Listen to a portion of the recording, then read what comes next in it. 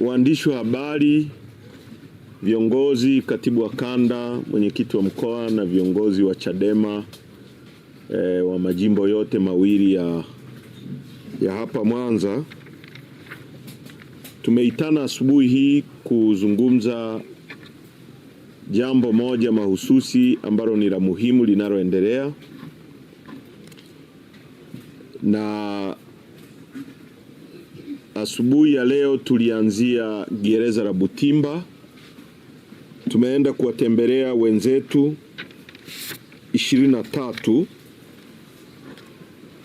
ambao wamekamatwa na wamekaa mahabusu kinyume cha utaratibu wa kisheria kwa muda mrefu, na jana wakabambikiziwa kesi ya ugaidi.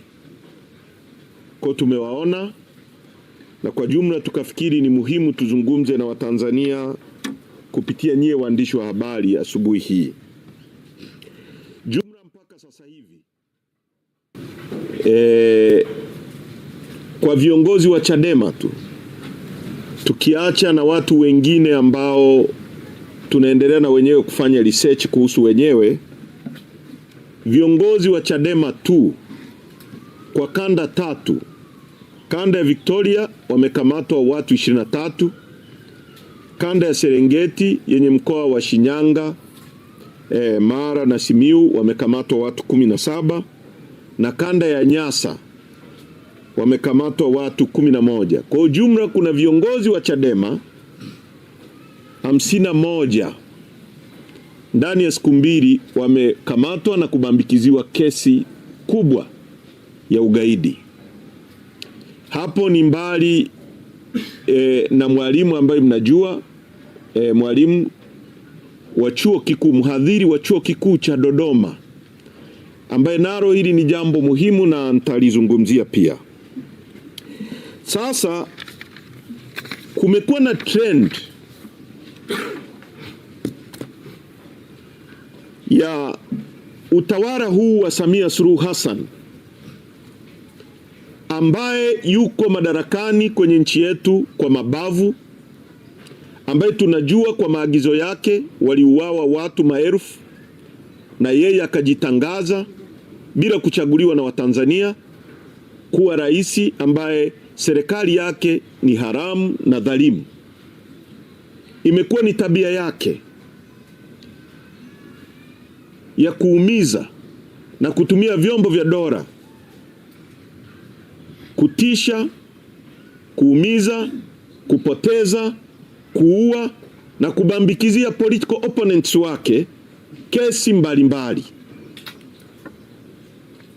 Ni muhimu kila mara tunapozungumza tu tunawakumbusha Watanzania kwamba mwanzo tu Samia Suluhu Hassan alipoingia madarakani alimbambikizia aliyekuwa mwenyekiti wa chama chetu Freeman Mbowe kesi ya ugaidi.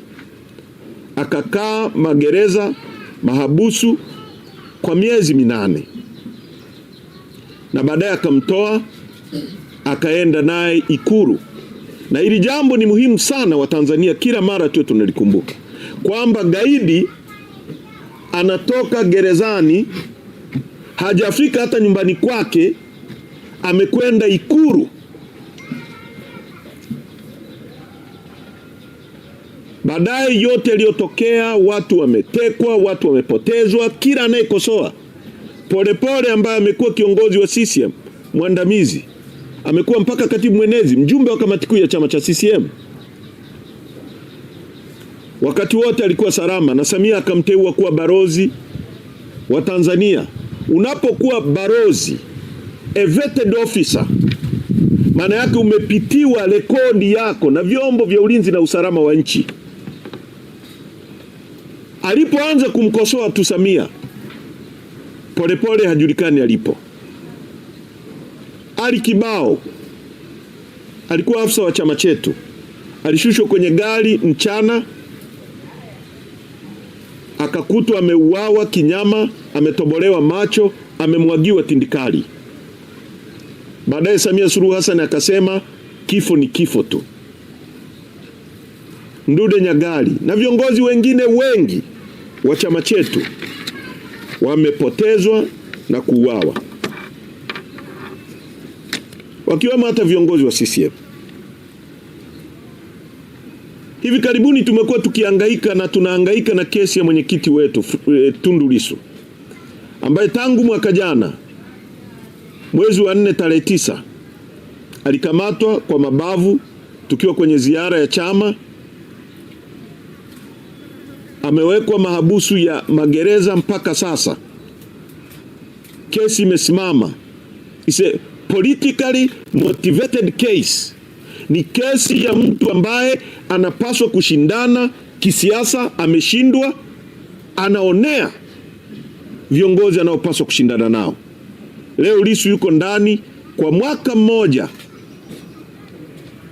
na miezi 4 sasa.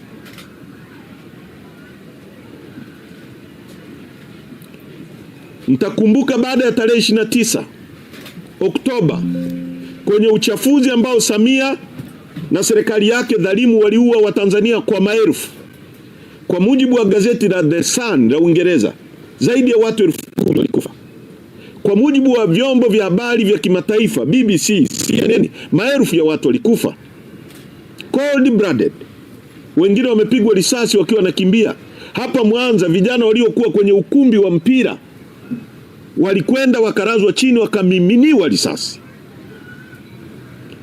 Baada ya ule uchafuzi na Samia kujitangaza, haikutosha. Alikamata maelfu kwa maelfu ya Watanzania, wakabambikiziwa kesi mbalimbali, uhaini. Mimi nilikuwa miongoni mwa watu niliokamatwa siku 14 kabla ya uchaguzi, na nikaishia kukaa kwenye mahabusu za magereza, mahabusu za polisi kwa siku 21, na nikabambikiziwa kesi ya ugaidi. Baadaye nikawa napewa masharti, nilipoyakataa baadaye wakaniachia. Mpaka leo gaidi akaachiwa. Na sasa naambiwa wale vijana ambao wamesomewa shtaka kule Mbeya, walipokuwa wanapigwa wanahojiwa na wengine, mmoja akavunjwa mguu, walirekodiwa wakiambiwa waseme mimi ndio niliwatuma kufanya vitendo vya kigaidi na niliwapa milioni 60. Kwa wamerekodiwa. Na inawezekana hii trend ambayo tunaiona mpaka viongozi wa chama wamekamatwa, inawezekana na sisi wengine baadaye tukakamatwa tukapewa kesi kwa maagizo ya Samia. Sasa kuna mambo kadhaa ya kusema.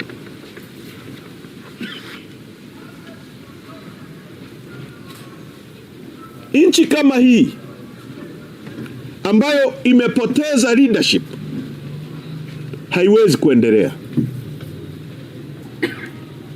Implication za mambo haya ni, kwa kizungu wanasema ni far reaching, ni kubwa kuliko mnavyoweza kuelewa. Leo hii serikali imelipa kampuni ya kimataifa ya lobbying zaidi ya bilioni 6 kwa mwaka, na zipo kampuni 3 kusafisha taswira ya Samia Suluhu Hassan na serikali yake na nchi kwa uchafu ambao wamefanya wa kuua maelfu ya watu.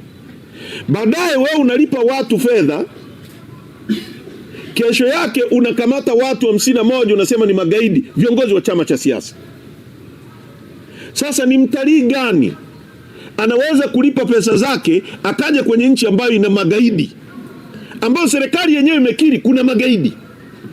Ni mtalii gani ambaye anapenda maisha yake anakwenda kwenye nchi ambayo kuna magaidi zaidi ya 50 kwa uthibitisho wa serikali?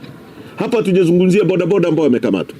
Huyo mtalii atarara kwenye hoteli gani akiwa na amani kama hiyo hoteli haitalipuka usiku wake? Mnaita wawekezaji waje kuwekeza Tanzania. Nani anaenda kuwekeza kwenye nchi ambayo serikali inasema tuna magaidi 51? Mnajenga viwanja vya mpira, mnaita watu kwenye Afcon Tanzania. Nani anaenda kwenye nchi ambayo kuna ugaidi? Mmeshawahi kuona mipira inaenda kuchezwa Afghanistan, Iraq? Mmeshawahi kuona hivyo vitu? Kwa sababu nani atakwenda kwenye kiwanja akakae kwa amani, kiwanja ambacho kina watu 30,000-40,000 wakati hiyo nchi ina ugaidi? Nani anaweza kufanya vitu vya hivyo? Kwa kitendo cha hawa watu kutangaza kwamba nchi yetu ina ugaidi, wakati wanajua ni uongo, ni vitendo vya hatari vinavyochafua nchi yetu, na baadaye sisi tukisema wanasema kwamba sisi tunachafua nchi. Sasa nataka niwaambie, tutaandika barua za kueleza mambo haya kwenye jumuiya zote za kimataifa. Tutaandikia FIFA kwamba serikali inatangaza kwamba kuna ugaidi nchi hii. Tutaiandikia CAF kwamba hii serikali ya Samia inatangaza kuna ugaidi. Kwa hiyo rethink kuhusu hili jambo. Kwa sababu kama kuna ugaidi, mnaletaje watu kwenye nchi hiyo ambayo serikali yenyewe inasema kuna ugaidi? Na sisi wasiseme tunachafua, sisi tunaeleza kile ambacho wao wameshakisema. Na pili, Bwana DPP Mwakitaru, mkurugenzi wa mashtaka,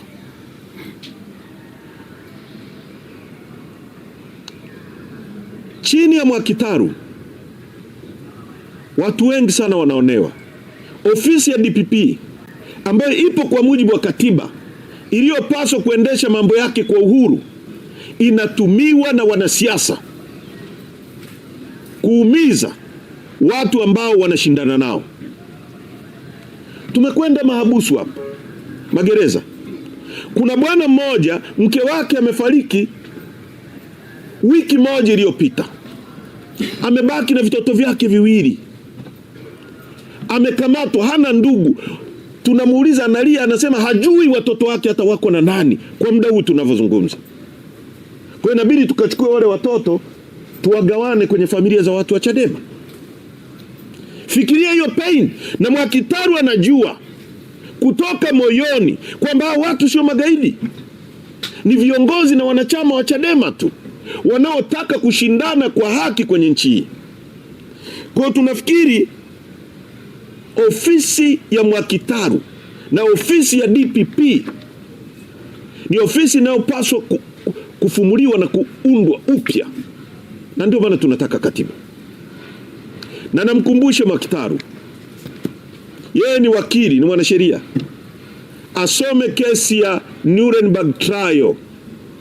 Henchmen, watu waliokuwa wanatumiwa na serikali ya Adolf Hitler, waliokuwa wanatumiwa na Hitler, wakina Hermann Göring, kuumiza watu, waziri wa mambo ya nchi za nje.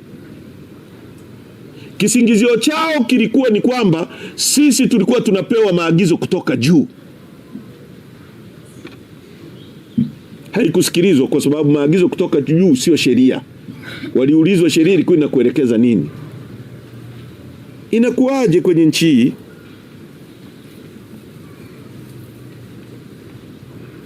Samia Suluhu Hassan siku ya sheria alisikika yeye mwenyewe anasema kuna wanaharakati ni magaidi. Nasema uongo? Siku ya sheria ndio Samia Suluhu Hassan alisema wanaharakati ni magaidi. Baada ya hapo watu 51 ndani ya wiki mbili wamepewa kesi za ugaidi.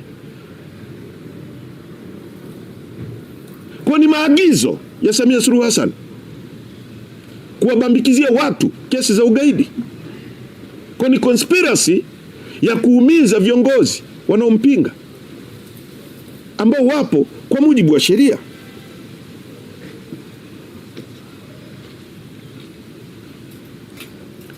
Mwalimu wa chuo kikuu, wanafunzi,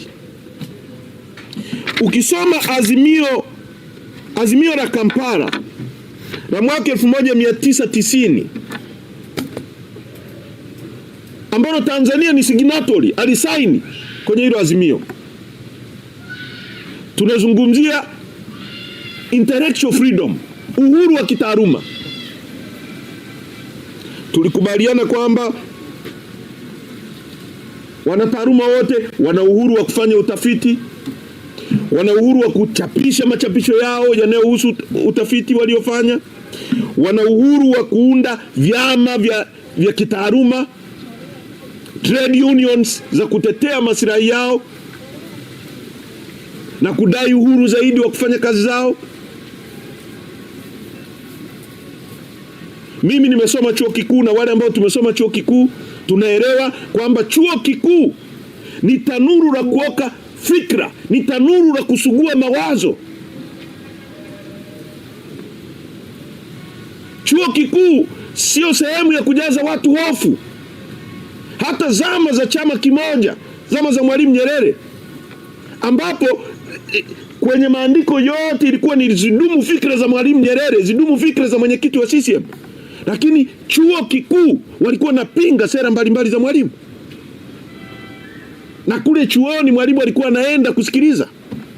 Chuo kikuu cha Dar es Salaam, ambapo UDASA imekuwa ni sehemu ya kutesti tunahitaji hypothesis, tafiti mbalimbali kwamba kwa nini sheria zetu haziwe applied vizuri. Pale ndio watu wanafanya ushindani, watu wanachapisha, wanaandika maandiko. Dunia nzima ndivyo ilivyo.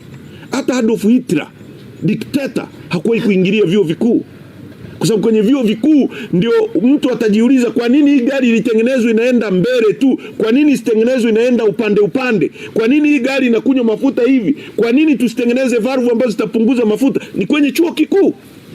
Samia Suluhu Hassan na serikali yake wanataka kucontrol mpaka mawazo ya watu wa vyuo vikuu. Namna ya kufikiri kwamba nchi hii mtu anayefikiri vizuri ni Samia Suluhu Hassan na watu waliojiweka madarakani kwa kuua watu. Watu wengine wakiwa na fikra tofauti ni magaidi. Mwalimu wa chuo kikuu anapokamatwa, maana yake Samia ana send signal kwamba nchi hii inatakiwa vyuo vikuu vyote viwe mbumbumbu. Tusubiri yeye atakachofikiri, ndio hicho kiko sahihi.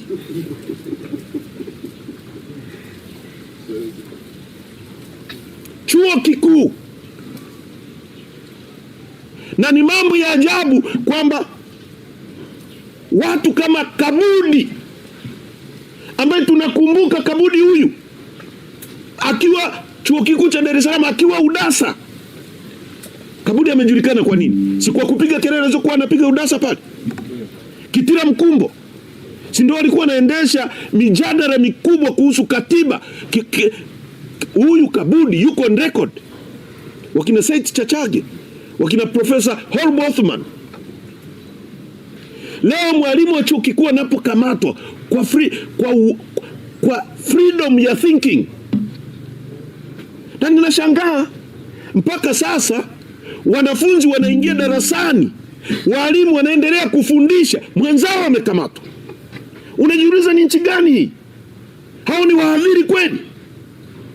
Na wanafikiri hili linamhusu Mwalimu Kaijage, mhadhiri Kaijage wa UDOM. Nataka niwakumbushe walimu wote wa vyuo vikuu na wanafunzi, wakati wa Adolf Hitler, kasomeni Martin Nemora aliyekuwa askofu na mchungaji kwenye serikali ile. Anasema Adolf Hitler alipoanza kuua wafanyabiashara na kushughulikia wafanyabiashara, alisema mimi sio mfanyabiashara, mimi ni mchungaji, hayanihusu. Baadaye akaanza kushughulikia trade unionist, watu wa vyama vya wafanyakazi, akasema I'm not a trade unionist, hayanihusu. Akaanza kushughulikia Jewish, ambao aliua zaidi ya Wajewish wa Israeli zaidi ya milioni 6, akasema mimi sio Muisraeli, hayanihusu. Akashughulika na walimu, akasema mimi sio mwalimu, hayanihusu. Baadaye akaja kushughulika na viongozi wa dini. Martin Nemora akasema nilipogeuka nyuma nikajikuta nimebaki mwenyewe, kumbe ningetetea yule wa kwanza asingenifikia mimi. Walimu wa vyuo vikuu na wanafunzi ambao mko madarasani, walimu mnaenda kufundisha, mnafundisha nini? Mwenzenu amepewa kesi ya ugaidi ya uongo. Utasema ni Kaijage wa UDOM, kesho utakuwa wewe wa Sauti, kesho kutu atakuwa yule Juma wa chuo kikuu cha Dar es Salaam, siku nyingine atakuwa mwalimu fulani. Kwa sababu tuliposema, alipobambikiwa kesi Lissu, walisema ni Lissu. Leo wamefikiwa walimu wa vyuo vikuu, kesho itakuwa waandishi wa habari, kesho kutu itakuwa wachezaji, siku nyingine itakuwa wasanii. Hakuna mtu ambaye yuko salama chini ya utawala wa huyu mama. Lazima tupige kelele. Lazima tupige kelele. Nimemsikia Bwana Nchimbi anazungumza, na kwa kifupi alichosema Nchimbi ni kwamba wanaozuia katiba ni kikundi ambacho kiko chini ya Samia Suluhu Hassan. Ndicho alichosema Nchimbi. Kwa sababu Nchimbi anasema Samia anataka katiba, lakini wakati huo anatuambia tukomae tupate katiba. Sasa maana yake ni nini? Maana yake ni nini? Nyewe mnaelewaje? Kwamba kama Samia anataka katiba, Nchimbi anasema anataka katiba, sasa nini kinachoizuia mpaka tukomae? Si inatakiwa ije yenyewe tu bila kukomaa. Sasa kama wanataka wote, na wao ndio wana mitutu ya bunduki, na wao ndio wanazuia, na wao ndio wana bunge fake lile, ndio wana control kila kitu, nani anayezuia sasa?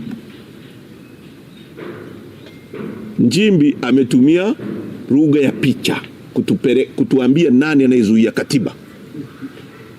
Amesema Nchimbi kwamba wanaharakati sio magaidi. Nani kwani aliyesema wanaharakati ni magaidi kama sio Samia Suluhu Hassan ambaye ni bosi wake Nchimbi? Nani aliyesema hivyo? Si Samia ndio amesema wanaharakati ni magaidi? Sasa Nchimbi anapotuambia kwamba wanaharakati sio magaidi, rais anasema wanaharakati sio magaidi, hapo anatuambiaje? Kwamba tufuate kauli yake au ya yule aliyesema wanaharakati ni magaidi?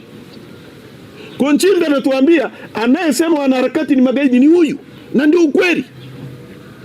Nchimbi anasema kuna watu wananufaika, kuna rais atanufaika na katiba mbovu hii.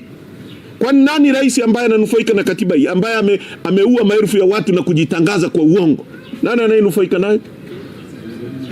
Kwani hamuelewi alichosema Nchimbi? Anasema kuna watu wanabambikia watu kesi. Hapa tuna watu 51 nimewaambia, viongozi, akiwemo katibu wetu wa kanda Jackson Mnyawami. Kwa Nchimbi anatuambia anayeagiza, na ni ukweli tumeuona, kwa sababu Samia alizungumza siku ya sheria akasema kuna magaidi, baadaye watu wamekamatwa. Kwa hiyo anayeagiza kwa mujibu wa Nchimbi na kitu tunachoona na ambacho tunajua na ambacho tumesikia, Samia Suluhu Hassan ndio anayetoa maagizo ya watu kuumizwa kwenye nchi. Ninawaomba Watanzania tuungane kwa pamoja, tukatae mambo haya. Hakuna aliye salama. Chama chetu na sisi viongozi wa Chadema tutafanya yale tunayoweza. Wanachama wenzangu, kwanza msiogope. This is a kick of a dying horse. Farasi ambaye yuko dakika za mwisho. CCM imefika mwisho, ndiye anarusha mateke ya aina hii. Na sisi we want to be blackmailed. Hatutakubali kuwa blackmailed. Hakuna atakaye tushinikiza kufanya kitu ambacho kiko nje ya utaratibu wa sheria na nje ya haki. Hatutakubali. Hatutapigia mtu yoyote magoti kwa uongo. Kwa wanachadema wawe imara. Mawakili wetu watashughulikia mambo haya. Tunajua mahakama zetu sheria hazifuatwi, lakini ni vizuri tukaweka rekodi. Natumia nafasi hii kuagiza mawakili wetu, mwanasheria mkuu wa chama na mawakili wengine wote, aandae timu maalum za kuendelea kupambana kuhakikisha viongozi wetu hao wanaachiliwa immediately, wanarudi kwenye shughuli zao. Wanachama wetu nchi nzima, hakikisheni mnaonana na familia hizo za watu ambao ndugu zao wamekamatwa. Tuwasaidie familia zao zisilale njaa kwa sababu watu wao hawapo. Kama tutakula makande, tutakula makande wote. An injury to one of us is an injury to all of us. Maumivu ya mmoja wetu ni maumivu ya wanachadema wote. Kesi ya hawa viongozi sio kesi ya wale viongozi tu, ni kesi zetu sote wanachadema tulioko nje. Tunahitaji kuwa na mshikamano zaidi kipindi hiki. Testing time. Lakini nyakati nzuri ambazo wazungu wanasema when the going get tough, the tough get going. Mwendo unapokuwa mgumu, wale wagumu ndio wanasonga mbele. Na ni kipindi hiki ambacho wanachadema tutapimwa na tutaona ni kwa kiasi gani tunaamini yale tunayoyapigania. Tunaamini kiasi gani katika kubadilisha nchi. Tunaamini kiasi gani katika kuleta mabadiliko ambao watu wengine hawataumizwa kama tunavyoumizwa na Samia. Ili watu wengine watakao kuja kuishi baada yetu waseme wazee wetu waliishi wakatuondolea adha, wakaumia ili sisi tuishi vizuri. wakumbuke makaburi yetu, wakumbuke majina yetu, kwamba hawa walitoa damu zao na miili yao ili leo sisi tuendeshe gari bila hofu. Nchi imejaa hofu. Hakuna anayejua nani atatekwa, hakuna anayejua nani atawekewa kesi, hakuna anayejua nani atapigwa risasi. Nchi imejaa hofu. Tunapaswa kuondoa hofu hii. Na hofu hii ni hofu inayoletwa na serikali dhalimu ambayo haijachaguliwa na watu. Tusaidiane. Nyie ambao kama ni waandishi wa habari kweli, andikeni vitu ambavyo vina msingi na nchi. Tusilete propaganda. Hakuna ambaye yuko salama hapa. Mkitumiwa kupewa vishilingi 50,000, mnatoka kwenye hoja ambazo ni za msingi. Badala ya kuandika mambo ya msingi, mnaandika mambo ya kitoto. Watu wanaiba pesa kwenye mafuta, watu wanabambikia watu kesi, watu wanaiba pesa kwenye bandari zinauzwa, ardhi ya nchi yetu. Huyu mama anakwenda kuzindua eti ujenzi wa SGR kutoka Tabora kwenda Kigoma. Hivi unaweza kwenda shambani kuvuna mahindi wakati hata hujalima shamba? Hiyo SGR kutoka Dar es Salaam mpaka kufika Tabora imemshinda. Anaenda kuzindua tena kipande kingine ambao ile ya kuunganisha hana. Hivi sisi ni wajinga kiasi gani? Haya ndio mambo ya kuandika, kuwaeleza Watanzania nini kinaendelea. Yaani wewe unataka uhamie kwenye nyumba, huna hata msingi, huna hata jiwe, unaenda kujenga, una mabati, huna msingi, unaenda kuwezeka kwenye nini?